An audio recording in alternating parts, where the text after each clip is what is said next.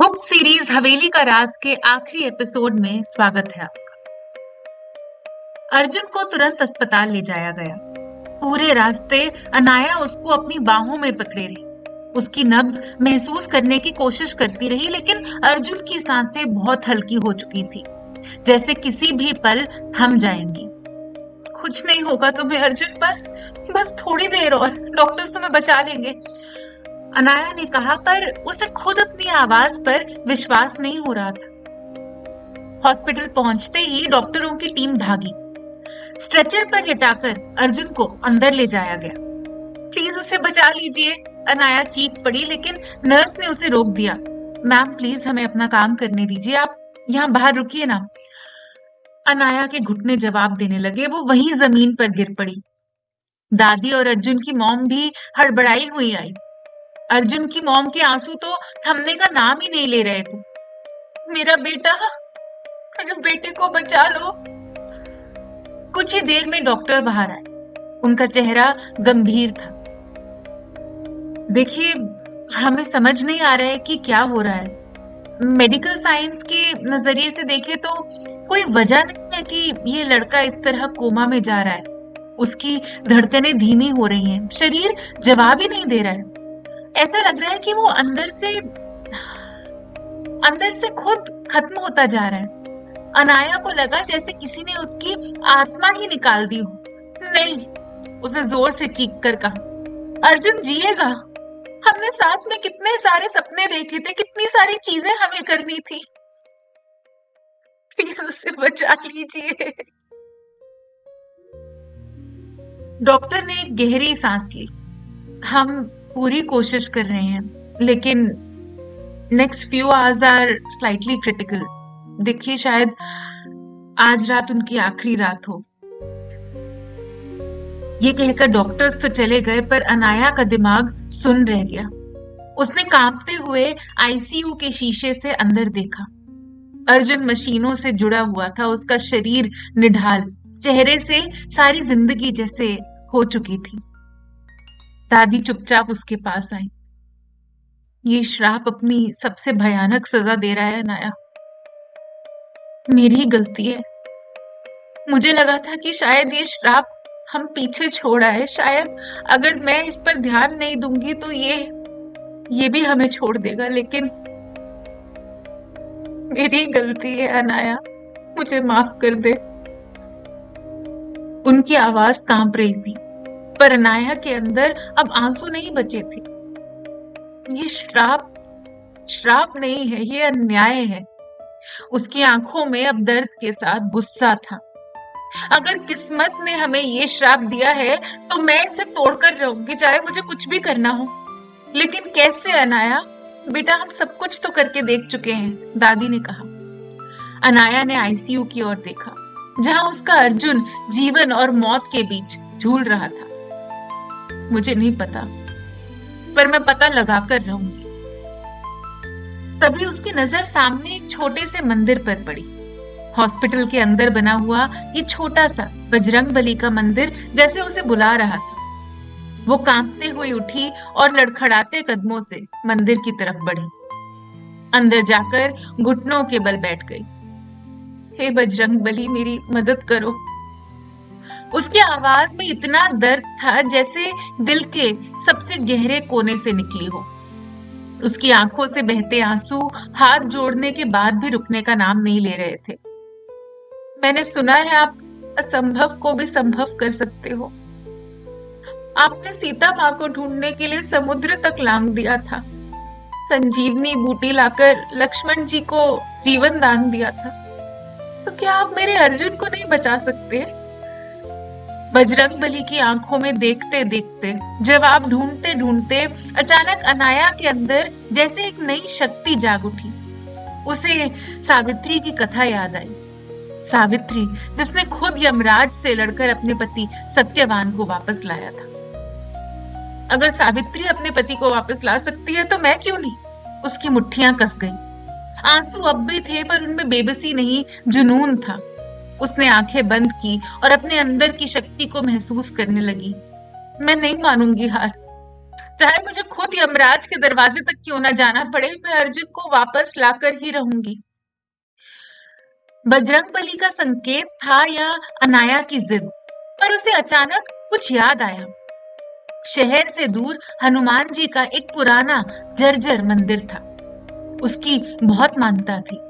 वो सीधे अस्पताल से बाहर निकली, चप्पल तक नहीं पहनी। उसे उस मंदिर जाना था। दादी उसके पीछे पीछे आई, उसे रोकने की कोशिश की, पर अनाया रुकी नहीं। उसे रह रहकर बचपन में सुनी हुई बातें याद आ रही थी। अगर सच्चे मन से कोई इस मंदिर के आसपास 108 बार परिक्रमा करे तो भगवान खुद उसकी पुकार सुनते हैं। आज अनाया की परीक्षा की घड़ी थी।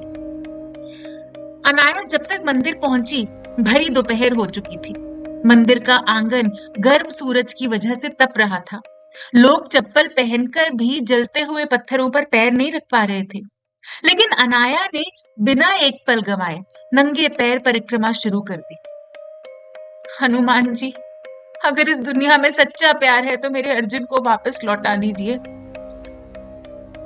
हर परिक्रमा के साथ उसके पैर के तलवे जलने लगे, छाले पड़ गए, खून रिसने लगा, मगर उसने अपने आप को रोका नहीं।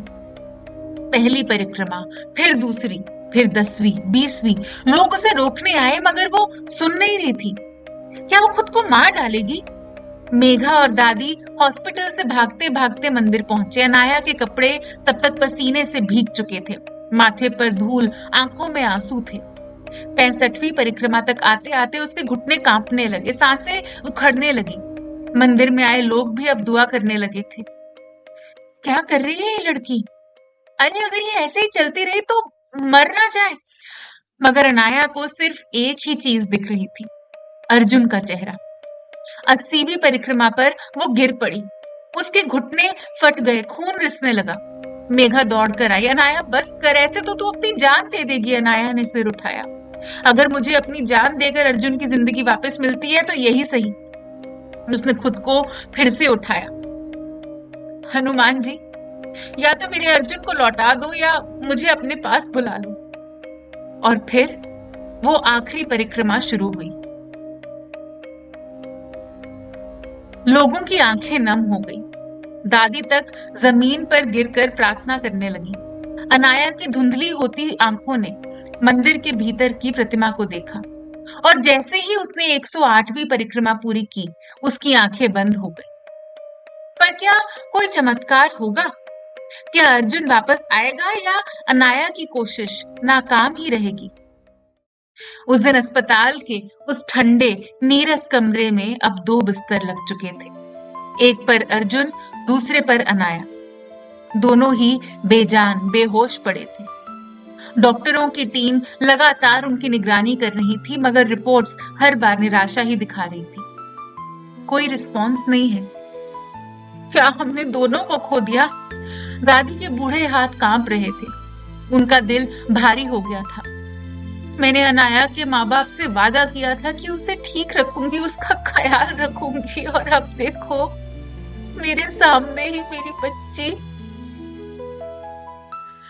अर्जुन की माँ की आंखें सूख चुकी थी। वो अपने बेटे के हाथ को पकड़कर सिर्फ एक ही चीज कहती थी, वापस आ जा बेटा, प्लीज वापस आ जा। मेघा, जो हमेशा मजाकिया और चुलबुली हुआ करती थी, अब किसी को देख भी नहीं पा रही थी। उसने जिंदगी में पहली बार खुद को इतना हेल्पलेस महसूस किया था। क्या ये श्राप वाकई टूट नहीं सकता? सब यही सवाल कर रहे थे, पर किसी के पास कोई जवाब नहीं था। अनाया का शरीर ठंडा पड़ रहा है। डॉक्टर्स ने धीरे धीरे कहना शुरू कर दिया कि अनाया की धड़कनें बहुत धीमी हो गई हैं। ऐसा लग रहा है जैसे वो भी अर्जुन के पीछे पीछे जा रही है। दादी के पैरों तले जमीन खिसक गई। क्या यही किस्मत का लेखा है? पंडितों को बुलाया गया, तांत्रिकों को बुलाया गया। सबने कहा अब कुछ नहीं हो सकता। जो श्राप था वो पूरा हो रहा है। पर दादी ने हार नहीं मानी। उन्होंने अनाया के माथे पर हाथ रखा, उसके कान में फुसफुसाई, बेटा तू कभी इतनी कमजोर नहीं थी, उठ जा, अर्जुन तेरा इंतजार कर रहा है। मगर कोई जवाब नहीं। अस्पताल का माहौल अब भारी पड़ने लगा था। सबने मान लिया था कि अनाया और अर्जुन दोनों को नहीं बचाया जा सकता। पर क्या वाकई ये अंत था? 2 दिन बीत गए, दोनों की हालत जस की तस बनी रही। अस्पताल के उस ठंडे कमरे में अनाया और अर्जुन दोनों बेजान पड़े थे। डॉक्टर्स ने उम्मीद छोड़ दी थी, दादी प्रार्थनाओं में डूबी थी, परिवार के लोग धीरे धीरे बाहर जाने लगे, मानो अब कोई चमत्कार होने की उम्मीद ही नहीं थी। सच तो ये था कि अनाया का मन अब एक अजीब सी जगह पर था। अंधेरा, धुंध और कहीं दूर घंटियों की आवाज। वो आगे बढ़ी तो एक बड़ा दरवाजा दिखा। उसके पार अर्जुन खड़ा था, मगर उसके शरीर से रोशनी झर रही थी। अर्जुन! वो दौड़कर उसकी ओर भागी, मगर जैसे ही उसने उसे छूने की कोशिश की, अर्जुन एक दर्दनाक कराह के साथ पीछे हट गया। अनाया, यहाँ से वापस जाओ। अनाया की आंखों में आंसू आ गए। नहीं, मैं तुम्हें छोड़कर कहीं नहीं जाऊंगी। अर्जुन ने थकी आंखों से उसे देखा। तुम जिंदा हो अनाया, तुम्हारे पास अभी भी मौका है वापस जाने का। मैं बहुत दूर आ गया हूँ। मेरे पीछे आने से तुम्हें कुछ नहीं मिलेगा। मेरा पीछा मत करो अनाया। नहीं, अनाया चीख पड़ी। चाहे कुछ भी हो जाए, मैं तुम्हें अपने से दूर नहीं होने दूंगी।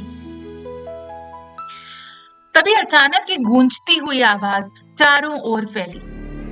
अगर तुम्हारा प्यार इतना ही सच्चा होता तो अब तक तुम जीत चुके होते। अनाया के सामने एक छाया उभरी। ये छाया उसी श्राप की थी जिसने उसकी पीढ़ियों को जकड़ा हुआ था, जैसे एक जिंदा चीज हो। तुम मुझे नहीं हरा सकती, छाया ने कहा। उसकी आवाज कड़क रही थी। अनाया के अंदर अचानक एक शक्ति जागी। उसे अपनी माँ, अपनी दादी और अपने परिवार की उन तमाम औरतों का दर्द महसूस हुआ जो इस श्राप का शिकार हुई थी। ये श्राप मेरे प्यार से बड़ा नहीं है। ये श्राप मेरे विश्वास से बड़ा नहीं है। ये श्राप मेरे भगवान से बड़ा नहीं है। उसने अपनी मुट्ठी भींची और पूरी शक्ति से हनुमान चालीसा का जाप करने लगी। अचानक सब कुछ कांप उठा। छाया जोर से चीखी और हवा में घुलने लगी। अर्जुन की आंखों में रोशनी लौटी। अनाया! अगले ही पल अनाया की आंखें खुली। वो अस्पताल के बिस्तर पर थी। उसके शरीर में तेज जलन हो रही थी, मगर जब उसने देखा अर्जुन सांस ले रहा, वो उसकी ओर उठी, भागी, उसे कसकर गले लगा लिया। हम जिंदा हैं। उसकी आंखों से आंसू झरने लगे। अर्जुन ने कांपते हाथों से उसका चेहरा थामा। तुमने कर दिखाया अनाया। तुमने मौत को हरा दिया। तुमने श्राप को हरा दिया।